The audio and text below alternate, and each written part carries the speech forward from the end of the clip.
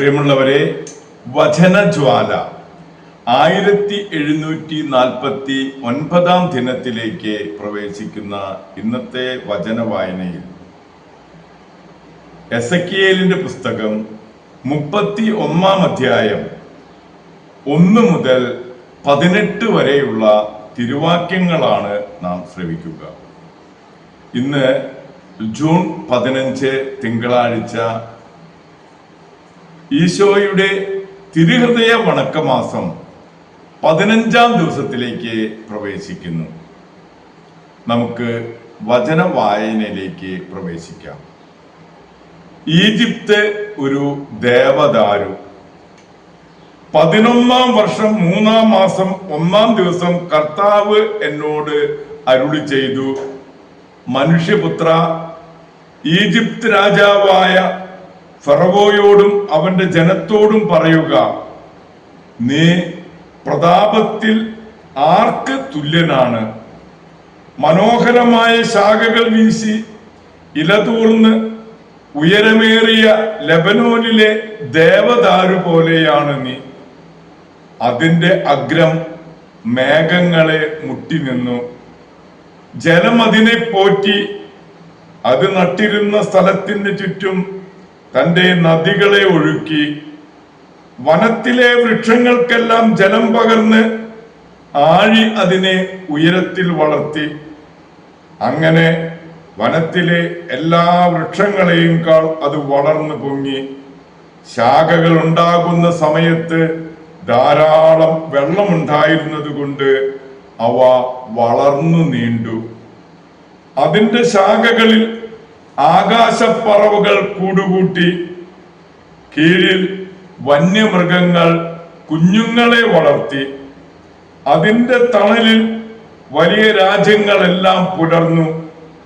വലിപ്പം കൊണ്ടും ശാഖകളുടെ നീളം കൊണ്ടും അത് മനോഹരമായിരുന്നു.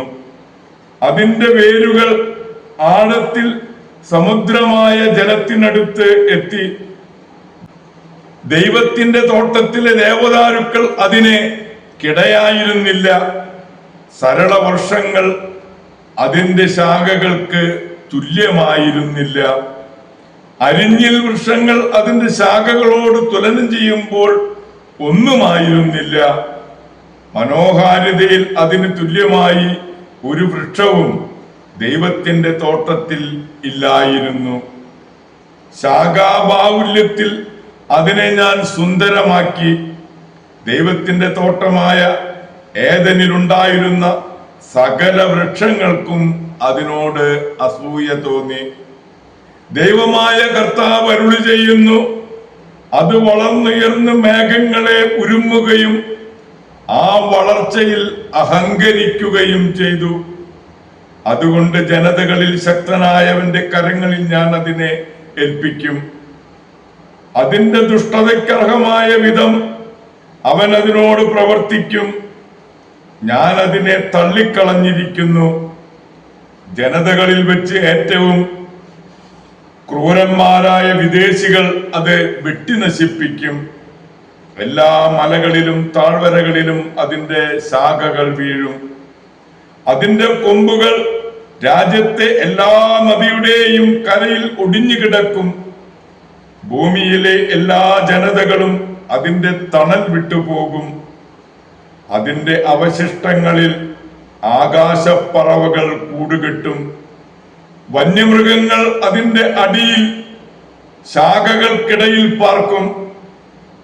ജലത്തിനരികെ നിൽക്കുന്ന ഒരു വർഷവും ജലത്തിനരികെ നിൽക്കുന്ന ഒരു വൃക്ഷവും തന്റെ ഉയർച്ചയിൽ അഹങ്കരിക്കാതിരിക്കുന്നതിനും തന്റെ അഗ്രം മേഘങ്ങൾ വരെ ഉയർത്താതിരിക്കുന്നതിനും ജലം സുഭിക്ഷമായി വലിച്ചെടുക്കുന്ന ഒരു വൃക്ഷവും അത്രയ്ക്ക് ഉയരത്തിൽ എത്താതിരിക്കുന്നതിനും വേണ്ടിയാണ് ഇത്.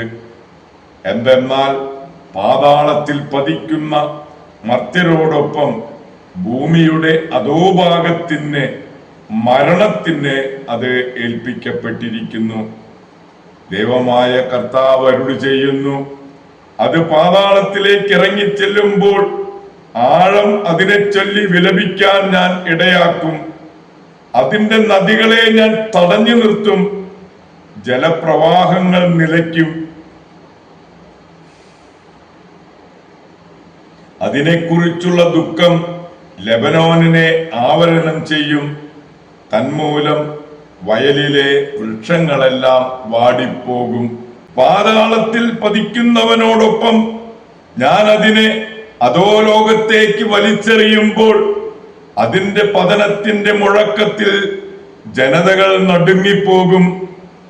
ഏദനിലെ വൃക്ഷങ്ങൾക്ക്, ലെബനോനിലെ ശ്രേഷ്ഠമായ മരങ്ങൾക്ക് സുഭിക്ഷമായി ജലം വലിച്ചെടുത്ത് വളർന്ന വൃക്ഷങ്ങൾക്ക് അധോലോകത്തിൽ ആശ്വാസം ലഭിക്കും.